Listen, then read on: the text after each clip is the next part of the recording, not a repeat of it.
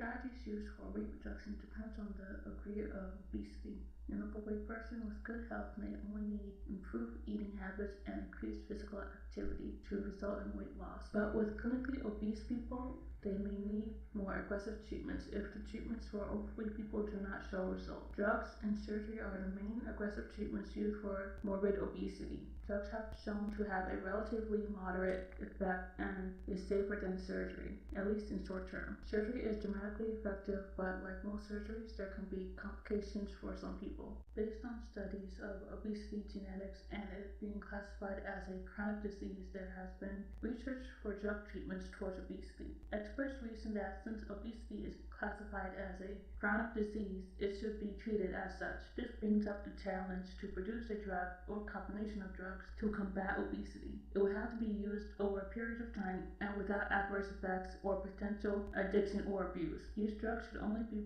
prescribed to people with medical risk and be coupled with a healthy diet and exercise. The drug Orlistat inhibits pancreas activity in the GI tract, blocking the digestion and absorption of fat and limiting intake of energy. The drug's side effects are cramping, diarrhea, and gas, frequent bowel movements, reduced absorption of fat, soluble vitamins, and in rare cases, liver damage. Contrave is approved for adults with a BMI over 27 and higher with at least one weight-related condition or people with a BMI over 30.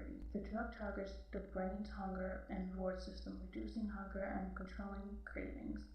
This is done by combining two medicines known for treating depression, smoking, alcohol, and opioid addiction. This drug can cause dose-related seizures for some people who have had or have a seizure disorder, and they should not be given this drug. Common noted side effects are nausea, constipation, headache, vomiting, dizziness, insomnia, dry mouth, and diarrhea. Obesity reduces appetite and increases satiety by combining two medicines. This is approved for adults with BMI over 27 with at least one weight-related condition or people with a BMI over 30. Common side effects are tingling or numbness, change or loss of taste, insomnia, dry mouth, and constipation. This drug can cause birth defects, so this should not be prescribed to pregnant patients. It can also increase heart rate, so this can be an issue for people with heart problems and should not be taken either.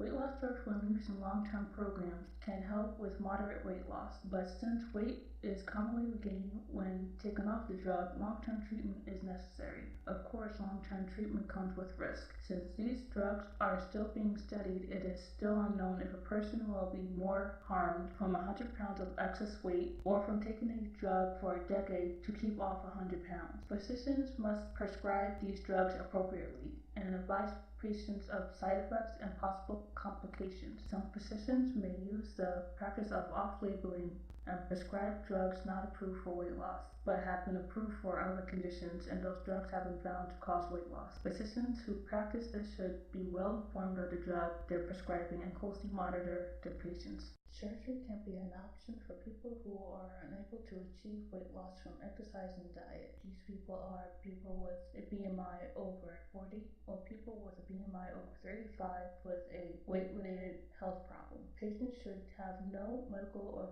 psychological factor that may serve as a reason to not perform surgery, as well as a clear understanding of the risk upon having surgery and have a strong motivation to comply with post-surgery treatment guidelines and nutritional guidance. Clinically severe obesity is still an epidemic, which may last even longer if the idiotic idea of HAES, health at every size, and the fat acceptance movement is further promoted. Surgery is the most effective treatment for morbid obesity. Lifestyle changes and modest weight loss will only improve disease risks to a small degree. There are two common surgical procedures that limit food intake by reducing capacity of the stomach. Depending on the type of surgery that is done, there are significant results. Beginning stages of weight loss is 20 to 30% and 14 to 25% after 10 years. Most people also show improvements in their diabetes, blood lipids, and blood pressure. Emotional or mental improvements are less likely but can be improved through therapy. Since long-term safety and effectiveness of the surgeries depend on the cooperation of the patient to follow dietary instructions, changes to food intake and lifestyle is important in follow-up treatment. Dietary supplements are routinely prescribed since vitamin and mineral deficiencies are common. Weight gain can still occur occur, and there is the possibility of developing psychological disorders, such as eating disorders. Lifelong medical supervision is necessary, but the possible health benefit of weight loss and improved health may outweigh the risks that come with surgery. Risk of death and health problems are lower for obese people after successful surgery than obese people who do not get surgery. Liposuction is the removal of some fat deposits. This operation is purely cosmetic and has little effect on body weight loss, but can alter body shape in a specific area. Liposuction is a popular operation since it is viewed as safer than others, but complications can appear immediately or later on.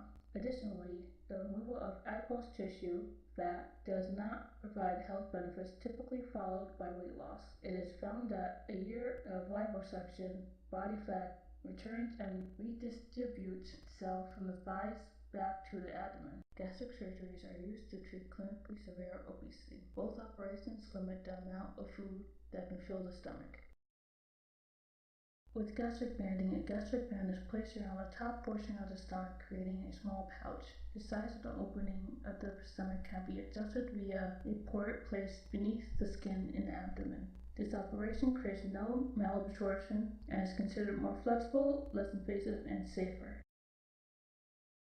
A gastric bypass creates a small pouch in the upper section of the stomach. The small intestine is attached via surgical staples to the pouch, sending chyme to the small intestine, bypassing most of the stomach, the entire duodenum, and some of the jejunum. The small pouch holds up to 1 ounce, 28 grams of food. This surgery is more durable, reliable, and effective, and requires no foreign object to be placed into the body.